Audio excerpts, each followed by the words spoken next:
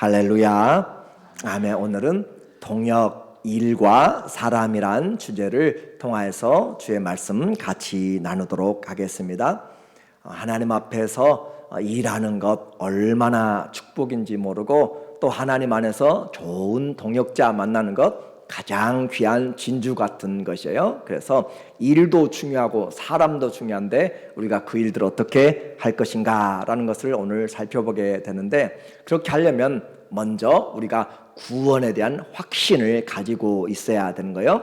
우리의 구원은 죄로부터의 구원이고 사망으로부터, 세상으로부터, 육신으로부터, 사탄으로부터의 구원이 되게 돼요. 그래서 그 구원은 어떻게 얻는 것인가? 우리의 구원 무엇으로? 돈으로 구원 얻어요? 아니면 무엇으로 구원 얻는다고 그랬어요? 구원 얻는 것은 오직 믿음으로. 누구를 믿음으로? 그리스도 예수를 믿음으로. 믿는다는 것은 내가 주님이 십자가에서 내 죄를 위하여서 돌아가셨다, 동물에게 안수하는 것처럼 내가 믿음으로 주님이 내 죄 때문에 돌아가셨고 그분이 내 죄를 사해 주셨음을 내 마음에 예수님을 믿는 그 믿음이에요. 그래서 이 구원의 대원칙, 우리의 행위로가 아니라 믿음이다. 그래서 선물이라고 그랬고, 그래서 은혜라고 했습니다. 내가 오늘 하루 종일 일했어요. 그런데 그 일에 대해서 일당을 받으면 그것은 선물이 아니죠. 마땅히 받을 대가예요. 그러나 선물은 하나님이 우리에게 자격 없는 자에게 주신 것이 선물이에요. 넘치는 선물.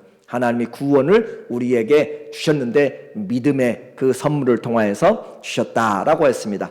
예수님을 믿는 믿음, 이것을 사람들이 결정한 것이 아니고 성령과 교회가 결정했어요. 그래서 성령과 교회가 결정하여서 이제 누가 뭐라 해도 율법을 지켜서가 아니라, 할례를 받아서가 아니고, 참선하고 몇십 년 벽을 보고 돌을 닦고 무엇을 외우고가 아니라 예수 그리스도 그분을 믿음으로, 그러니까 돈으로 지혜가 아니요 오직 믿음으로. 얼마나 놀라운 축복인데 사람들이 이 축복을 알지를 못하고 지금도 돌로 또 금으로 또 각각 나무로 형상으로 만들어 놓은 것을 놓고 비나이다 하면서 거기에 모든 것을 쏟아부어서 그렇게 헛된 것을 섬기고 있는 것이 얼마나 어리석은가라고 하는 거예요. 우리에게 이 성령의 결정으로 이제 교회가 믿음으로 하나님의 자녀가 되는데, 자 이제 하나님의 구원을 얻었으면 이제 마음대로 살아도 되는가? 아니에요. 그 구원을 얻어서 너무 감사해서 그 하나님의 은혜에 합당한 삶을 사는 것이 내가 구원받은 자의 삶이에요. 그래서 죽음에서 살리심을 입었으면 그곳에서 다시 죄를 짓고 하는 것이 아니라 이 감사함을 가지고 이제 남은 삶을 은혜롭게 살아가도록 그렇게 하는 것. 그래서 우리에게 구원받은 자에게 요구되는 덕이 있습니다. 덕.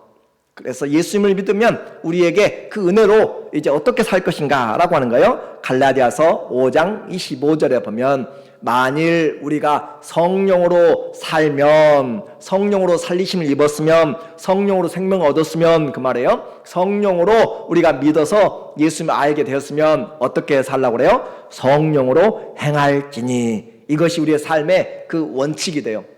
자, 구원은 믿음으로 받았어요. 그러면 이제 믿음으로 구원을 얻었으면 우리는 이제 성령으로 살아야 된다. 그것이 은혜의 삶입니다. 그래서 우리의 삶은 하나님 앞에서 기록이 되는 삶이고, 우리의 삶은 하나님이 보시면서 너희의 수고한 것들, 행한 것들 하나도 헛되지 않고 성령 안에서 심은 것들은 다 열매를 거두게 되고 놀라운 축복으로 하나님이 썩지 않고 더럽지 않고 쇠하지 않는 기업으로 주님이 갚아주시는 놀라운 은혜예요.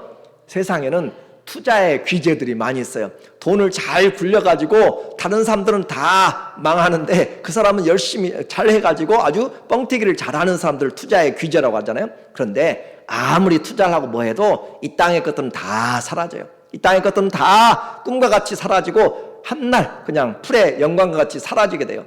그러나 보물 있는 곳에 마음 있고 하나님 나라에서 하나님 나라를 위해서 믿음으로 기도로 섬기는 그 모든 것들은 하나도 헛되지 않기 때문에 성령으로 행하는 길, 우리의 삶은 이제부터 성령을 따라서 행하는 것이, 그것이 우리에게 주어진 기회입니다.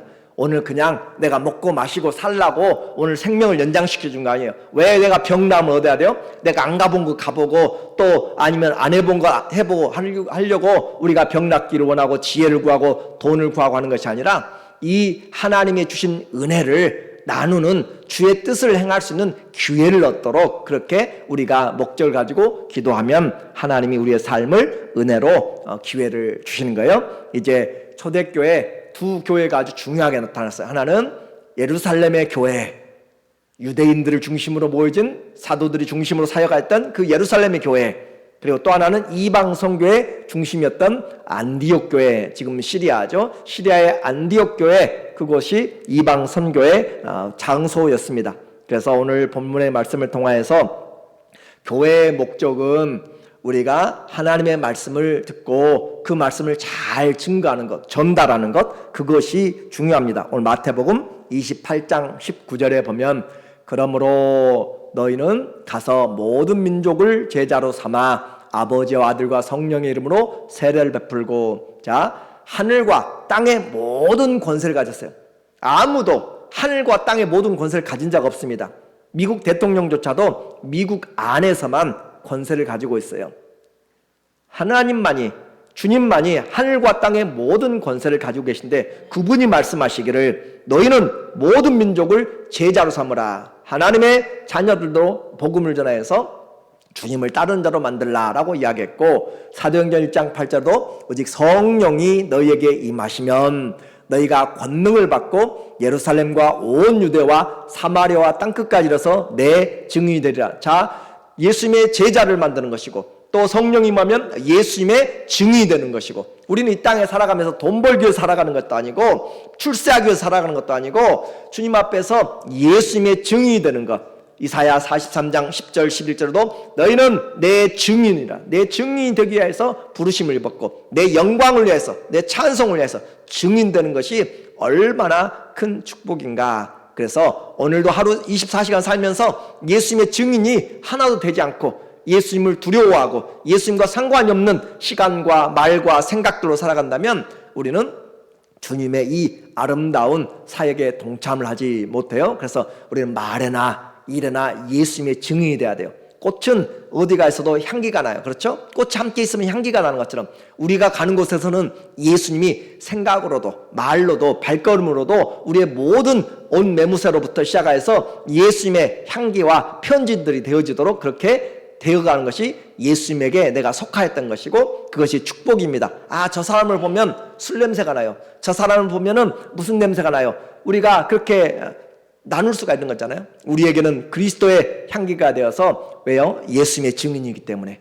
예수님의 증인인데 일평생 살면서 예수님이 증인인지 아닌지도, 아, 저 사람 옆집 사람인데 나 몰라 누군지, 그러면 안 되는 거잖아요. 예수님의 증인이 되도록. 그래서 예수님을 전할 수 있는 사람, 내가 좋은 집에 산다고 아니면 가난한 집에 산다고 그게 중요한 것이 아니라 예수님의 증인인가 라고 하는 거예요. 그 집안에 예수님과 상관이 없는 걸로 가득 차고 인생이 80년 100년을 살아도 예수님과 상관이 없는 것을 살면 그것은 쓰레기 같은 삶이 되는 것이고, 아무리 좁은 집이라 초가삼간이라도 주님과 함께 거하고 주님이 증거되는 것이면 그곳이 곧 하나님의 나라 천국이 되는 것이에요. 병실에서도 예수님과 함께하면 그곳이 하나님의 나라가 되고 천국이 되는 것이고, 그렇죠? 주님 안에서 내가 예수님의 증인인가, 예수님 증인되기 위해서 건강이 필요하고 예수님 증인되기 위해서 지혜가 필요하고 예수님 증인되기 위해서 하나님 내게 기억력들도 주시고 주님께서 힘을 주시고 예수님 증인되는 것, 그것이 목표가 될 때 우리의 삶은 소망이 있는 것이에요.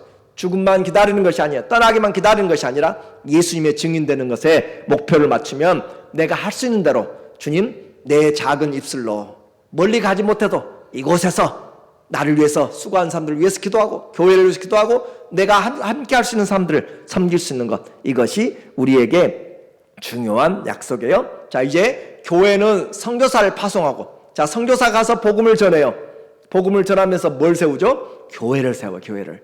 선교사들이 가서 뭐 하는가? 교회를 세워요. 왜 그래요? 그 교회에서 말씀이 전파됨으로 양육이 되고 그들이 또 다른 자들을 파송할 수 있고, 자, 교회는 누구를 파송해요? 선교사를 파송하고, 선교사는 뭘 지어요? 교회를 짓고, 그 교회는 또 말씀을 가르쳐서 선교사를 파송하고, 그러니까 교회와 선교는 같은 것이에요.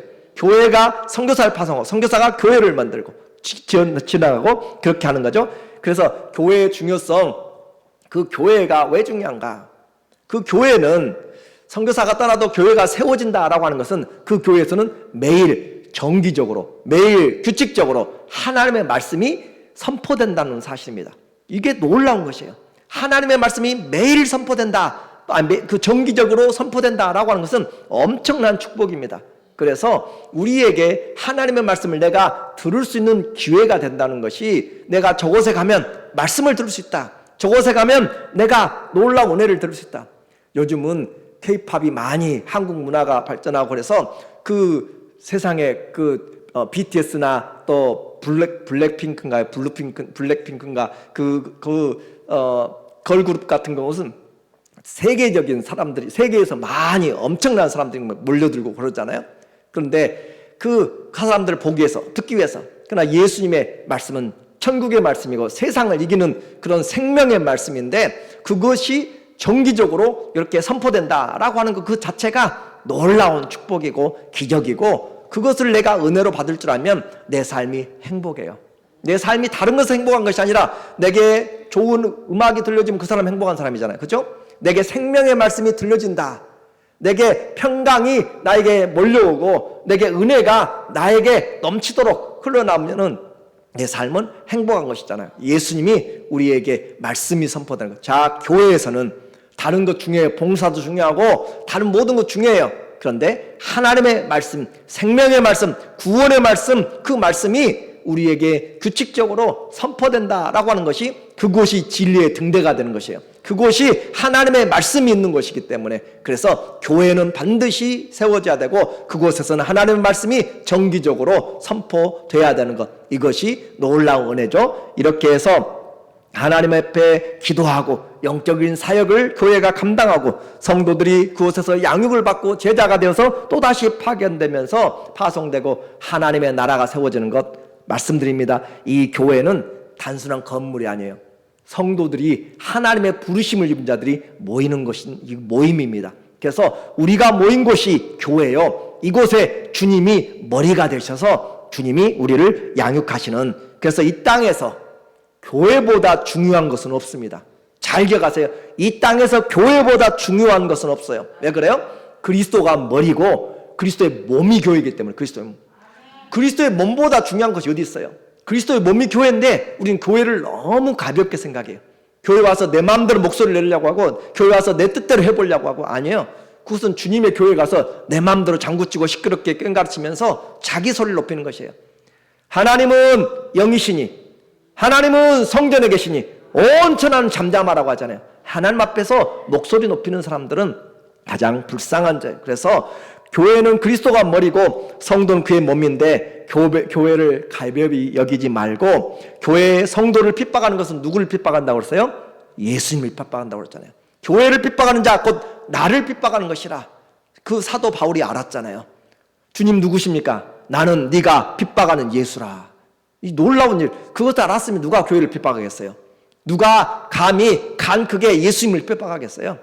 하늘과 땅의 모든 권세를 가지신 그분을 누가 핍박할 수 있어요? 근데 모르기 때문에 그렇잖아요.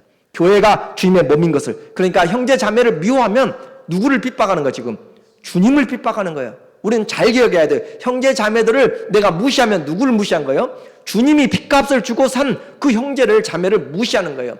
자, 여러분의 자녀들이 있고 저에게도 자녀가 있는데, 자녀들이 아무리 못 배우고 못났다고 해서 내 자녀를 무시하면 누구를 무시하는 거예요? 아버지를 무시하는 거죠. 아버지를. 그렇잖아요. 아버지 앞에서 자녀들을 무시하면 아버지, 부모를, 어머니를 무시한 거잖아요. 그래요. 하나님 앞에서, 예수님 앞에서 자녀들은, 그 제자들은 다 예수님이 사랑해서 피 흘리기까지 사랑한 존재들이에요. 천하보하고도 바꿀 수 없는 귀한 분이에요. 귀한 분. 그런데 그 사람들을 핍박해요. 그것도 우리가 같이 형제 자매들이. 그것은 얼마나 어리석은 일인가라고 하는 거예요. 우리는 앞으로 절대 주의 몸된 교회를 핍박하거나 분리시키거나 그런 일에 앞장서면 같이 교제도 하지 마세요. 그 부류는 함께 하나님 앞에서 서지 못하는, 주의 몸을 쪼개는 일은 심판이 가장 크게 되는 것이에요. 그래서 교회는 내 마음대로 하는 것이 아니라, 내 뜻이 이루는 것이 아니라 아버지의 집으로 지어져 가는 것이에요. 아버지의 집으로 함께. 그래서 에베소서 2장 21절에 그의 안에서 건물마다 서로 연결하여져, 그 팔목과 팔이, 어깨가 서로 연결되고 서로 조인트가 되고 한 것처럼 우리가 주님의 성전으로 거하는 그런 곳으로 그렇게 찬양이 부족한 자 찬양 함께 있는 또 기도가 부족한 자 기도가 충만한 자 함께 하나님 앞에 세워져 가면서 주 안에서 성전이 되어가고 이미 성전인데 성전이 되어가요. 어떻게 그 말은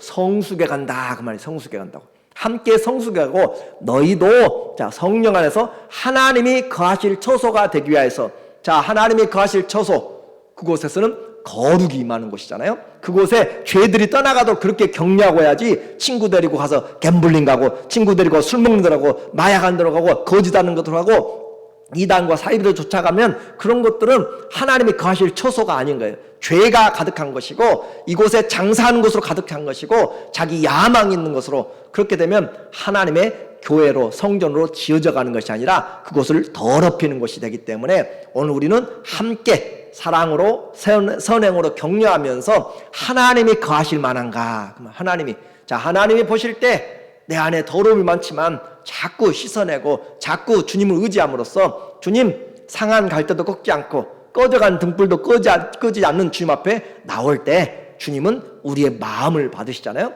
그래서 우리가 서로 위로하고 세워주면서 그 사람 위로하고 그 사람 도와주고 그 사람 칭찬하고 그 사람 격려하고 그렇게 해서 함께 거하실 처소가 되기 위하여 그리스도 예수 안에서 함께 지어져 가느니라. 어느 누구도 완전한 사람 없어요. 다 우리는 필요해요. 때로는 나는 잘하는데 왜 못할까? 아니 하나님 우리를 교만을 낮추는 것이에요. 하나님이 우리를 훈련시켜서 더 섬기는 자가 되게 하고 더 풍성한 은혜를 받도록 하나님이 그렇게 하시는 거예요. 그러므로 우리는 다 지어져 가고 있어. 그러니까 완전하지 못하기 때문에 너무 그 사람들을 우리가 따로 떼어놓지 말고 함께 품고 가고 함께 세울 수 있도록 자 그렇게 해서 바울과 바나바는 그들이 하나님 앞에서 안디옥 교회가 든든하게 서가고 가르치면서 그들에게 이제 목자의 마음이 다시 다가와요. 36절에 보면 며칠 후에 바울이 바나바더러 말하되 우리가 주의 말씀을 전한 각 성으로 다시 가서 형제들이 어떠한가 방문하자고. 자 이것이 목자의 마음이에요. 가서 고생하고 갔다 왔어요. 한 1, 2년간 가서 성교지에 1, 2년간 정말 고생하고 요즘처럼 아니잖아요. 걸어가야 되고 강도의 위험과 사람들이 얼마나 위험한지 몰라요. 요즘 밤에 무서워서 못 나가잖아요. 그렇잖아요. 그런데 이것도 아니고 그때는 다시 말하면 이렇게 국제적인 것이 아니라 자기 지역이잖아요. 자기 중심이잖아요. 자기 시족 중심이고 자기 동네 중심. 저 어렸을 때만 해도 이 동네 저 동네 또 싸우고 막 그러잖아요. 그렇죠? 타지방이라고 또 멸시하고 또 천대하고 그렇게 서로 담을 치는 그런 민족이 다르면 어떻게 되겠어요? 그런데 그곳에 복음을 들고 간단 말이에요. 그런데 가서 그렇게 고생하고 있는데 그곳에 가서 무엇 때문에 가려고 그래요? 형제들이 어떠한가? 형제들이 말씀을 전하고 왔는데 그 형제들이 어떻게 하고 있는가? 잘 자라고 있는가? 아니면 어떻게 되었는가? 내가 신방하고 왔는데 그 형제가 어떻게 됐는지, 자매가 어떻게 됐는지, 성도님이 어떻게 됐는지, 내가 만나서 복음을 전했는데 그분이 어떻게 됐는지, 이것이 무슨 마음이에요? 목자의 마음, 그리스도의 마음이라고. 우리는 복음만 전하고 끝나는 것이 아니에요. 복음을 전하고 그가 하나님의 말씀을 지키도록까지 인도해 줘야 돼요. 내가 한번 교회 데려왔으니까 끝나는 것이 아니고 잘 성숙하고 스스로 밥을 떠먹을 때까지. 그렇죠? 어린아이가 크면은 밥을 떠먹여 주잖아요. 자, 떠먹여주고 또 떠먹여주고 언제 숟가락 잡고 자기가 먹을 때까지. 그런 것처럼 혼자 성숙할 때까지, 성장할 때까지 우리가 해야 돼요. 그래서 해산하는 수고가 있고 힘들고 어려워요. 때로는 할 때가 넘어도 안 할 때 얼마나 답답한지 몰라요. 자, 바울에게, 바나바에게 하나님의 말씀 때문에 가서 고생을 했어요. 죽을 고생도 했잖아요. 돌에 맞아가지고 죽을 뻔했잖아요. 그런데 다시 가자고 그래요. 무엇 때문에? 사랑 때문에. 하나님의 그 마음 때문에 다시 가자. 오늘 우리에게 이와 같은 마음이 있어야 돼요. 하나님을 향한 복음을 나눈 형제 자매들이 어떻게 신앙생활하고 있는지. 어떤 사람은 지쳐서 안 다니는 사람도 있어요. 우리 주위에 요즘은 많은 사람들이 코로나 이후로 뒤로 쳐져 있든지 신앙생활 안 하고 혼자 있는 사람들이 많이 있습니다. 그래서 우리의 마음의 관심이 정말로 필요한 때고, 형제들이 어떠한가, 오늘 살면서 우리의 관심이 TV가 어떠한가, 무슨 신제품이 나왔는가, 셀룰러 핸드폰이 신제품이 어떤 것이 나왔는가, 그런 것이 관심이 아니라, 물론 사업하는 사람은 그래야 되겠지만 그러나 우리는 형제들이 어떠한가, 자매들이 어떠한가, 우리 성도들이 어떠한가, 목장의 식구들이 어떠한가, 그것이 다 영적인 가족이잖아요. 우리의 가족은, 육적인 가족은 다 걱정하잖아요, 한 번씩. 그럼에도 불구하고 우리 영적인 가족들도 함께 우리에게 묶어준 가족이라도 최소한 관심을 가지고, 이것이 목자의 마음, 오늘 우리에게 그 목자의 마음이 있어야 내가 성숙한 사람이에요. 목자의 마음이 없으면 지금도 어린 나이 나밖에 몰라요. 내게만 하고 있는 사람들은 아무리 나이가 지나고 아무리 직분이 있어도 다 어린아이 같은 사람들이 되게 되는 거예요. 나에게 이런 목자의 마음이 있는가. 자, 그래서 이제 방문하자 하고 의기투합이 됐어요. 가서 방문하자라고 했는데 바나바라고 하는 사람, 바나바는 마가라 하는 요한도 데리고 가자 하니라고 그렇게 해서 이제 그 마음이 서로가 좀 달라지게 되었어요. 파트너가 중요합니다. 교회 양육을 해야 되고 교회 잘 성장해야 되는데 누구와 함께 하는가, 파트너가 중요해. 영적 전쟁을 수행하는 그 동역자가 누구인가가 참 중요한 부분이에요. 그래서 동역자로 지금 바나바는 지난번에 1차 때 한번 같이 갔던 자기 조카 마가를 데리고 가려고 하고, 자 38절에 보니까 바울은 밤빌리아에서 자기들을 떠나 함께 일하러 가지 아니한 자를 데리고 가는 것이 옳지 않다 하여. 자, 여기서 이제 문제가 생겼어요. 목적은 같아요. 그 교회를 가서 돌아보는 것이에요. 형제를 잘 돌아보는 것이에요. 그런데 그 하는 방법이 이제 좀 차이가 난 것이에요. 누구와 함께 갈 것인가. 자, 바나바는 자기의 육신적인, 물론 친척되지만 바나바라고 하는 사람이 성경에 보면은 사람들을 세우는 일에 참 탁월한 은사를 가지고 있어요. 그래서 모두가 싫어하는 이 바울조차도, 그렇죠? 사울이 얼마나 교회를 핍박하고 그랬잖아요. 그런데 제자들도 잘 안 만나려고 할 때 바나바가 사울을 데리고 와서 제자들에게 소개시켜주고, 또 사울이 혼자 다소에 가가지고 자기 고향에서 한 10여 년 박혀가지고 시골에서 그 칩가고 있을 때 바나바가 그곳까지 가서 데려다가 사역도 같이 하게 되고, 그래서 이 바나바라고 하는 이 사도는 사람을 세워주는 일들을 아주 잘 하는 그런 은사가 있어요. 은사. 그래서 이 마가도 데려다가 다시 한번, 물론 잘못한 줄 알아요. 그런데 지금 보니까 마가가 다시 가려고 해. 그러니까 가려고 한다는 것은 분명한 것이고, 그를 데리고 가려고 하는데 바울은 가서 일하지 않아요. 38절 보니까 자기들을 떠나 함께 일하러 가지 않았어요. 가서 중간에 가서 힘들고 어려우니까 무엇 때문에 갔는지 모르지만 아무튼 중도에 포기하고 버렸어요. 자, 여행에 함께 떠났는데, 큰 목적을 가지고 떠났는데 중간에 산 사람이 그냥 가버렸다라고 하면 많이 의욕이 다운되게 됩니다. 짐도 많아지고 일도 많아지고. 그래서 이 바울은 다시는 이런 일이 다시 생기면 정말 힘들다라고 생각해서 그를 데리고 가지 말자라고 했어요. 그래서 39절에 보면 서로 어떻게 다퉜어요? 심히 다퉜어요. 어떻게 다퉜는지 우리는 모르지만 심히 아주 시어리스하게 아주 아규를 하면서 그렇게 했을 거예요. 피차 갈라섰으니, 이건 도무지 하나가 되지. 목적은 하나예요. 목적은 가서 제자들을 돌아보는 목적은 하나인데 방법에서 차이가 나요. 그래요. 교회에서도 목적은 하나님의 영광이에요. 그렇죠? 그런데 이 일하는 방법에서 차이가 날 수가 분명히 있어요. 그런데 이 문제를 어떻게 해결할 것인가 참 중요하고 쉽지 않은 내용입니다. 그래서 결국은 의견이 안 되니까, 의견이 안 맞는 가운데서는 함께 할 수가 없는 거잖아요. 그래서 나누어지게 되었습니다. 바나바는 마가를 데리고 배 타고 구부로로 가고, 바나바는 원래 생각대로 이 마가를 데리고 가게 됐고 키프로스로 다시 갔고, 바울은 육지를 통하여서 이제 지난번에 갔던 길들을 다시 가려고. 제2차 전도여행은 AD 50년부터 52년까지 약 3년간, 1차 때는 한 2년 정도, 2차 때는 3년 정도 거쳐서 이제 출발하게 되었어요. 40절에 보면 바울은 신라를 택한 후에 형제들에게 주의 은혜의 부탁을 받고 떠나, 형제들에게 주의 은혜를 가지고 기도하면서 파송을 하고 이제 떠나게 되었고, 수리아와 길리기아로 다니며 교회들을 견고하게 하니라. 그렇게 해서 바나바와 마가의 사역은 이제 더 이상 이 사도행전은 나타나지 않습니다. 그리고 바울 중심으로 사역이 나타나게 되는데, 선교 좋은 것이에요. 그런데 그곳에 분리가 있을 수 있다. 원인은 사람 때문이었습니다. 이 사람을 일꾼을 세울 것인가 말 것인가 정말 중요한 문제입니다. 바나바는 실패한 조카를 다시 데리고 와서 회복시켜야만. 왜냐하면 예수님도 그랬잖아요.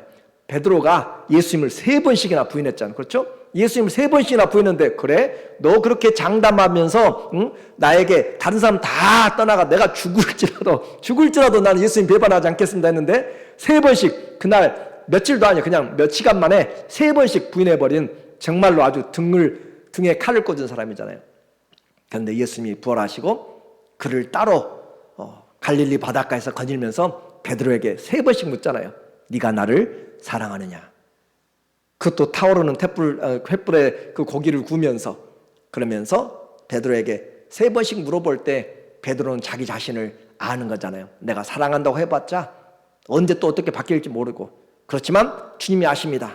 그렇게 함으로써 그를 내 양을 치라, 내 양을 먹이라 하면서 회복을 시켜주고 그의 삶이 예수님을 따라가고, 마지막에는 예수님처럼 나는 십자가에 이렇게 옳게 올바로 매달릴 수 없다, 난 거꾸로 매달려서 죽는 정도로 예수님의 회복이 그 수렁에서 건져내니까 이제는 다시는 그곳에 그 비참함에 예수님을 부인했던 그 어둠의 밤에 빠지지 않도록 그런 마음으로 오직 일양 주님을 향해서 깨어서 기도하면서 그렇게 했던 거예요. 그러니까 실패한 것으로 끝난 것이 아니라 다시 실패해서 딛고 일어섰을 때 강한 군사같이 되는 것이죠. 오늘 이 바나바는 그 사역을 통하여서 하려고 했고, 이 바울은 일 중심의, 사역 중심의 사람이었기 때문에 가서 일하는데 또다시 이런 문제가 생기면 어떻게 할지 우리가 장담하지 못한다라고 함으로써 나눠지게 되었어요. 그런데 다투었지만 결국은 하나님은 합력하여서 이 한 팀이잖아요. 선교 한 팀을 2팀으로 만들었어요. 선교 한 팀이 2팀으로 나누었고, 하나는 배로 해양으로 가게 됐고, 한 팀은 육지로 가게 되면서 하나님은 결코 손해가 없으십니다. 그래서 나중에 우리에게 중요한 것은 한번 다투어서 그렇게 심히 다투었으면 다시는 얼굴 보지 않잖아요, 우리는. 그렇죠? 여러분 어때? 의견이 달라지고 언성 높이고 심히 다투었으면 인사조차 않잖아요. 또 인사해도 안 받잖아요. 고개 돌리고. 그러면 안 되는 거예요. 이 사람들은 그렇게 다투어졌지만은 그러나 주 안에서 하나요.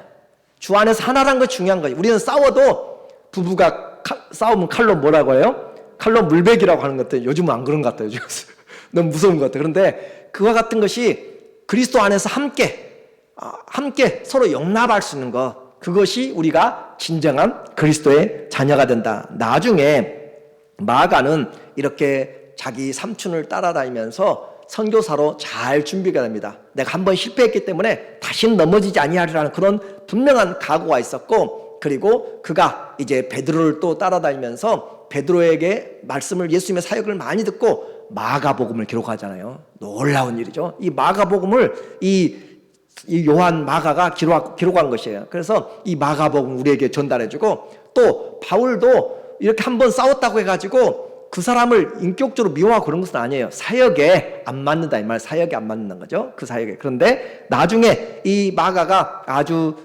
잘 성장하고 사역에 잘 준비가 되니까 바울에게 얼마나 위로가 되는지 몰라요. 그래서 첫 번째 바울이 감옥에 갇혔을 때도 이 마가가 함께 했습니다. 골로새서 4장 10절에 보면 나와 함께 갇힌 아리스다고와 바나바의 생질 마가, 이 바울과 함께 갇혀있는 사람 마가와 이 마가에 대하여 너희가 명을 받았음에 그가 이르거든 영접하라. 자, 바울의 고난 가운데 감옥에 있는데 이 마가도 함께 가서 그곳에서 함께 이 옥중의 삶을 같이 하고 있다라고 하는 거예요.